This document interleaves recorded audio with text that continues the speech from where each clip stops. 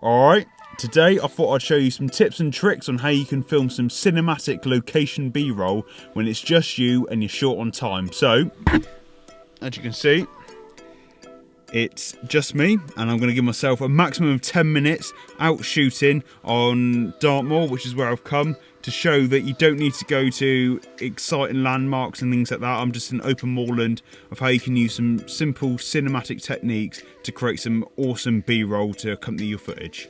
Alright, let's do this. Right, so the first thing you want to do is just have a quick scout around certain things that you think you can use to create depth, or things that you want to feature in your video to show exactly where you are. And then, this sounds simple, but do this. Look all the way around you. People get so focused on just looking forward and going, right, that's over there, that's over there, that's there. They never look behind them.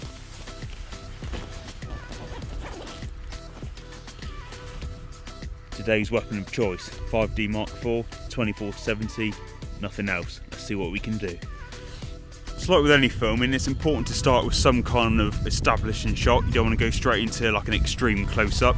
Obviously B-roll is secondary to your main footage. So basically the whole point of it is just to show some extra details, to show off where you are, where the next scene of the story, if you like, is taking place. So it's creating depth. And when you're in a big open space like this, it is quite difficult to create depth just from standing where you are. So I'm going to go find a tree or a bush or something that I can sort of reveal the location from, which will look pretty cool, I think. Look at it! That's not worked, that was muddy as well. The things I do for my 13 subscribers. You can still actually hear me because the wind is mental up here. First of all, I think people in Devon aren't quite used to people walking around talking to themselves to a camera, but you know, I won't let that stop me. You really want your B-roll to be engaging and make the viewer want to carry on watching and see what happens at this location, revealing or whatever it is that you're doing.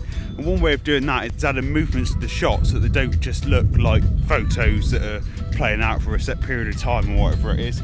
So handheld is always tricky to try and get nice steady movement, but like I said earlier, filming in 50 frames, 60 frames, 120 frames a second allows you to slow it down, and that's just naturally more stable. And obviously you've got the option to add stabilisation in post. Some of the different movements that you can add, things are like pushing through. So like this tree here, I could push through the branches like that. God knows if that actually looks any good. Or we can just slide past something just to add movement.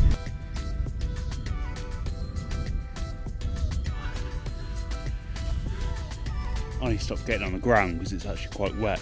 But as you probably just saw then, another way of creating actually quite smooth movement is to spread your legs and just rock from side to side. You'll look like an absolute idiot, as I've just seen someone laugh at me doing it, but the results are actually really good, because as soon as you slow that down into slow motion, add a bit of stabilisation, people will think you've used a gimbal and no one will know that shot's taking you 5 seconds to get. Two of the key ways that you can make potentially quite boring locations and boring footage look cinematic, like I said, adding movement, but also within the colour grade as well. So adding a really nice colour grade to really make the colours pop, and maybe change colours just to make your version of the location look nice and unique. So the next thing I want to get is some nice up close detail, something I'm using this grassy shit that's growing up in the at the side of the water here, and I want to get a nice shallow depth of field, so I'm going to stop my lens all the way down to 2.8, get that nice blurry background. Again, that's something that is really cinematic. And don't forget, I'm still filming myself, obviously for your benefit, or hopefully your benefit. You may think I'm wasting your time, in which case you probably haven't actually watched this far, but if you have, thank you for sticking around. I'm filming myself for this tutorial, but you can also film yourself as in pretending that you've got someone filming you. So I can just hold the camera out, look majestic, and keep walking. It's nice and easy. Give that a go. One thing, if you're doing a shot where you're revealing something, you just see me do that shot where I revealed the sun shining through the branches of the tree up here, is to expose for your end point, not your start point, because nothing would look worse if you just started off with a nice exposed close-up of a dead tree, and then it slowly just reveals a completely blown out white sky. So set your exposure for the shot that you want to end on, like the hero part of the shot, if you like. Right, so I think that's my 10-minute time limit that I set myself up. To be honest with you, I don't think the footage has come out how I thought it was going to. I still think that we got something to work with, something to create some pretty cool solo location B-roll, and I hope that the microphone's been turned on and it hasn't been too windy for you to hear what I'm saying. There's a plane above. Don't get hung up on trying to make things too complicated. Don't go, I need to make some awesome transitions.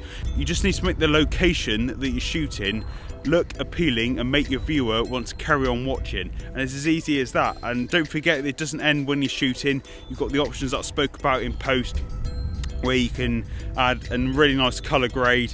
You can add potentially some fake movement to your shot, which I might do, and also obviously the slow motion and the stabilisation to make your shots nice and silky smooth.